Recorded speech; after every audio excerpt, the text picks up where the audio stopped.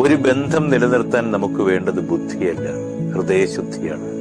സത്യം പറയുക, അതും വ്യക്തമായി നേരിട്ട് പറയുക. മനസ്സിലാക്കാനുണ്ടെങ്കിൽ ചോദിക്കുക, ആവശ്യങ്ങളുണ്ടെങ്കിൽ അറിയിക്കുക. വിഷമം തോന്നുമ്പോ പറയുക, സന്തോഷം തോന്നുമ്പോ പങ്കുവെക്കുക. നമ്മുടേതായ ഒരാൾക്ക് അപ്പോൾ നമ്മളെ മനസ്സിലാവും, അല്ലാത്തവർ വിട്ടുപോകും. ബന്ധങ്ങളെ ബന്ധിച്ചു നിർത്താതെ ചേർത്ത് പിടിച്ച് ഒരേ മനസ്സോടെ മുന്നോട്ട് പോകുമ്പോൾ അത് പരസ്പരം തുണയാകും. കാലം എത്ര കഴിഞ്ഞാലും മായാതെ അതങ്ങനെ നിൽക്കും.